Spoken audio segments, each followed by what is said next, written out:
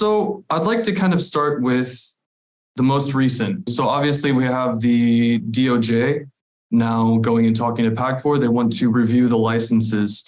What are you expecting the outcome of that review to be? Well, Kelsey, that's something new that we are seeing with POGOs. I'm sure you're well aware of what POGOs are and the operations, but we're seeing a trend right now, and this is also based from our talks with some government agencies and also the news reports from DOJ, that the POGOs are morphing from purely gaming. Some of them are going into crypto scam or other scamming activities. And this is a cause of concern because they're morphing into a scamming activity. But deeper than that is the human trafficking issues. I wouldn't be surprised if these scamming activities are indeed related to the POGO entities. And we're also doing our own cross-checking to see if these entities are the POGO entities, or even though the names are not the same, but the addresses are the same. Apparently, they can change names easily, but the establishment is the same. So we're also doing our own validation internally and also with the authorities. You have previously said that POGOs are useless for the country, especially within the review from the Senate Means and Ways Committee. I think your report, you said that the POGOs themselves are useless. I'm assuming you're including both the licensed and the unlicensed operators within that. Why would you say that the operators are useless? The revenues that we are deriving from POGOs based on the 2022 report is less than 1% of our total revenues, meaning the contribution to the total tax revenues of the country is less than 1%. In terms of economic contribution, it's also less than 1%. So in other words, if POGO disappears from our shores, we will not feel it. But we feel the crime that is happening. For example, the Chinese embassy sent a letter to the National Bureau of Investigation as late as February of this year, asking for help because some Chinese individuals are held against their will in POGO facilities. We also got reports from the National Bureau of Investigation that just this year alone, January, February, March, there were human trafficking reports that were reported to the National Bureau of Investigation. So my point there being is we're not getting the revenues that were promised to the Philippines, but yet we're getting the crimes and we're feeling the crimes that are being perpetrated here in the Philippines. And the adverse impact because of those crimes happening in the Philippines is our reputational damage. The reputational damage that's being created by this crime deters investments from coming in, deters tourists from coming in. So it's not contributing to the Philippines. So my point there, it's useless because even though they disappear from our shores, we won't feel it. But we feel the crime that is happening because of their presence. Now, President Marcos himself has said that he is in favor of shutting down POGOs if that's deemed to be the best option. I know you've spoken with him before. Have you heard any updates from the president regarding his viewpoint on shutting down POGOs? I submitted my report to Malacanang, to the palace, because the executive secretary in one of the hearings here mentioned that they want to see the report. They are also doing their own due diligence, but they also want to consult the Senate and cross-check the facts in our investigation. So I submitted that about 2 weeks ago. So I think they're in the process now of evaluating what is the best for the country. Now, there was also a mention of maybe giving them 3 months to completely close up operations, shut down everything, eject all the foreign nationals. Do you think that that's an accurate timeline if there is the decision to completely cancel all POGO licenses? That 3 months was based on our own analysis on winding down a firm in the Philippines. It really, there are certain documentary requirements to wind down any business in the Philippines. So our estimate is about 3 months. That's why we suggested that 3 months is the most appropriate, for example, to wind down your business permits, to cancel all the working permits of the employees. So 3 months is just the right time. But the most important here is let's put an end to POGOs, whether it's 3 months or longer or immediate. Let's already put an end to POGOs because it's destroying the image of the country. Now, speaking of the report that you submitted to Malacanang, did you find any positive aspects to POGOs? Well, there were promises. In fact, if you look at the timeline and if you look at the debates of the POGO law, that's RA 11590, basically the reason why we came out with a law taxing POGO is because the industry promised the Philippines and the Department of Finance were made to understand that the POGO revenues can go as high as 40 billion, 50 billion pesos a year. But that didn't happen. Last year, the collection from POGO is about 3 to 4 billion. So that's far cry from the estimated. But the crime being linked to POGO from 2019, 2020, 2021, even last year, even this year, are constant. Now, PAGCOR has hit back on some of the statements that were made about POGOs and the negative contributions that they've had. They've pledged to clean up the industry and ensure that only regulated operators are working. Do you think that PAGCOR could be successful in trying to eliminate all of the negative aspects of POGOs while still letting them be licensed in the country? Definitely not, Kelsey. There's a fundamental flaw in the structure of POGO. It's a regulator and an operator in one. On one hand, they're making so much money from POGOs. On the other hand, they're regulating POGOs, meaning forcing POGOs to follow the law. And if they force POGOs to follow the law and regulation, it will eventually cut a lot of the revenue stream. So you want one hand, you want more revenue, the other one, you're regulating it. So in my view, if this fundamental flaw is present, as long as it's there, it's not going to be effective.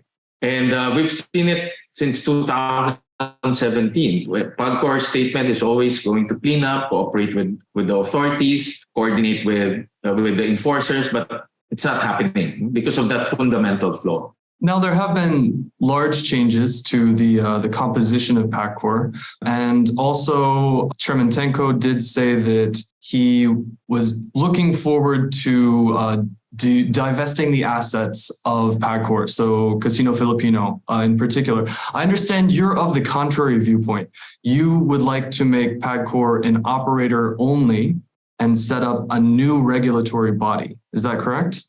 Correct. I think that the fundamental structure that we're thinking is to separate the regulatory body and the operating body. The operating body can be PAGCOR and then set up, let's say, a gaming regulatory body. I think that is a faster setup. And then eventually the operating body can be sold off, whether privatized, issued to the stock market, but that can be monetized. That can be eventually be a source of revenue. But what's important here is the regulatory body, because PAGCOR is doing so many things. No? It's regulating land-based casinos, it's regulating online casinos, it's regulating slot machines. So it's regulating so many things. So the new entity has to focus just on regulation, making sure that regulation and laws are followed. But so that would involve, I'm assuming, a complete rehaul. So a new structure. Would you see any of the individuals, such as Chairman Tenko, that are currently in PAGCOR, be shifting over to that new regulatory body, or would you start from scratch? Actually, Kelsey, that's an excellent question.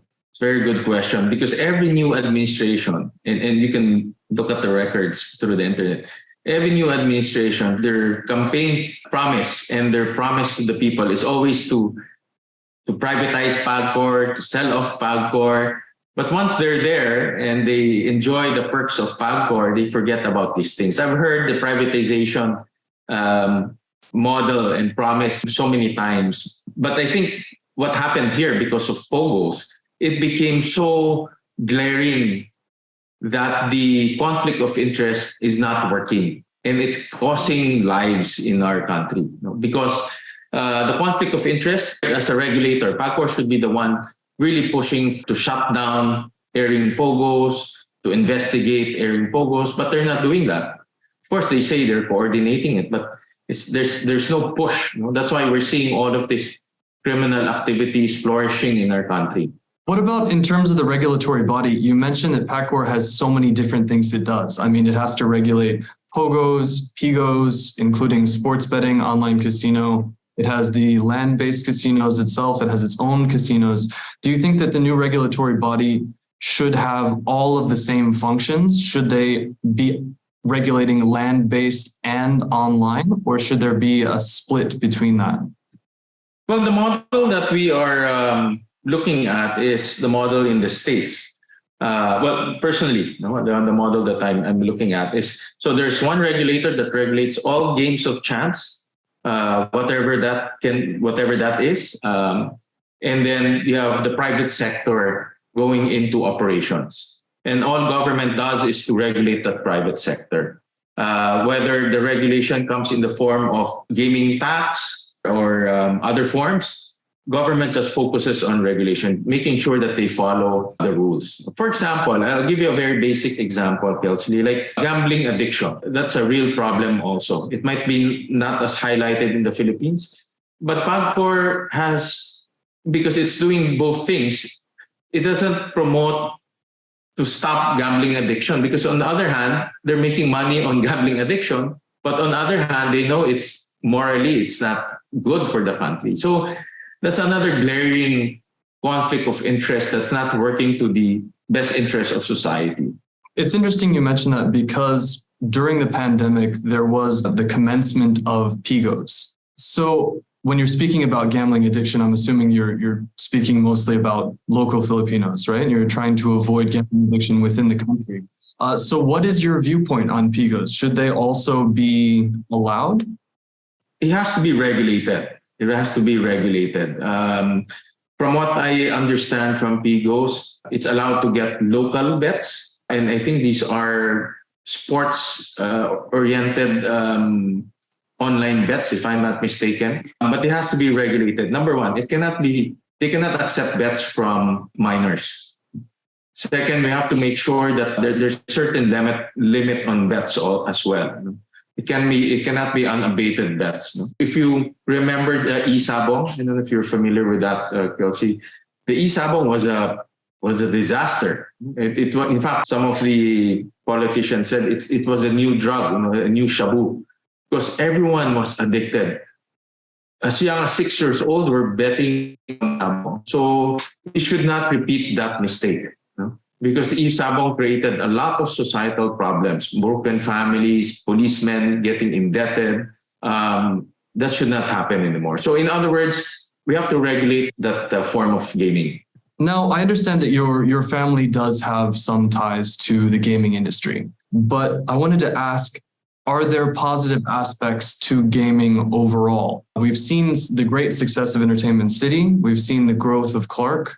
We've seen what this can do in terms of the creation of jobs and training opportunities. So is there a part of the gaming industry which needs to remain in the Philippines, basically land-based? And should the Philippines be looking to eliminate some of the other online options?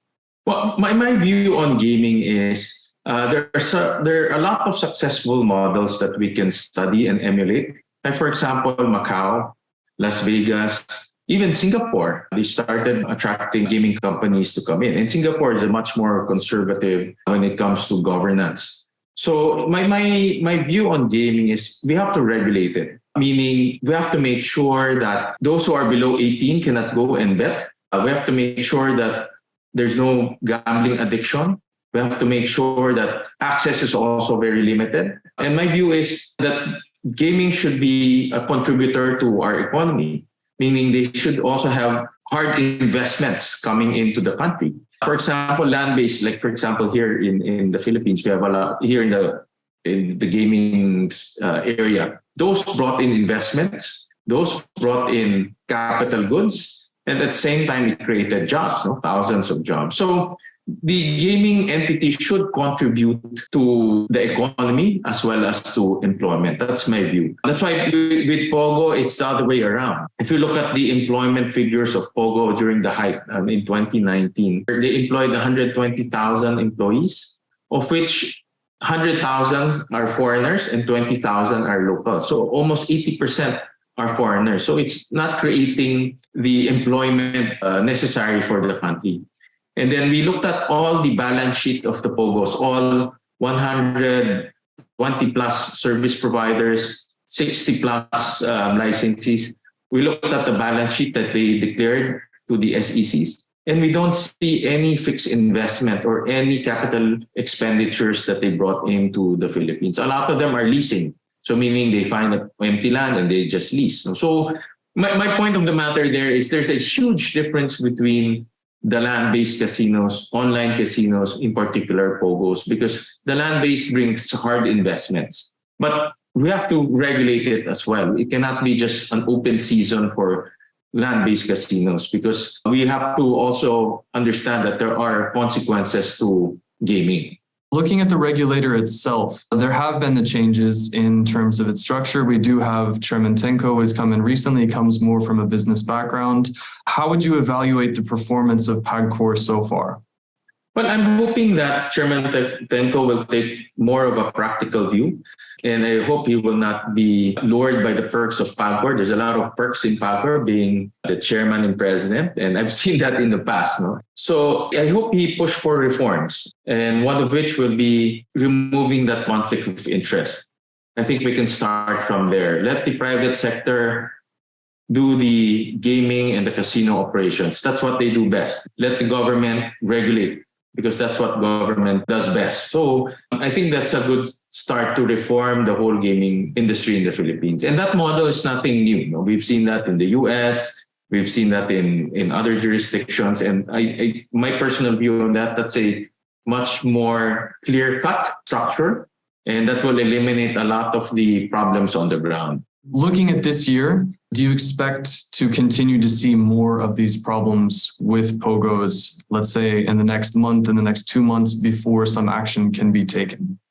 Yeah, that's unfortunately, yes, Kelsey. As long as POGOs are around, we'll see a lot of these criminal activities in our country, especially human trafficking. If you look at the statistics, the top two crimes connected to POGOs are human trafficking and illegal detention. And unfortunately, the human trafficking now is expanding to other countries. Like the latest news report I saw, a third of them come from Indonesia, a third of them come from Cambodia and other countries. So it's expanding to other developing nations. And the sad part is it's destroying the country's reputation. If we'll be a hub for human trafficking, that means we're also a hub for criminal syndicates operating here. I mean, normal businessmen cannot do human trafficking. Only criminal syndicates can do that. And that's going to destroy our country. You know? And that's why I'm against this, because of the peace and order situation. We want a peaceful country. We want a country that's known for a peaceful society. But this is not going to happen while POGOs are here. And there's also that angle of these criminal syndicates corrupting enforcers. They might be corrupting the Bureau of Immigration. They might be corrupting the Philippine National Police.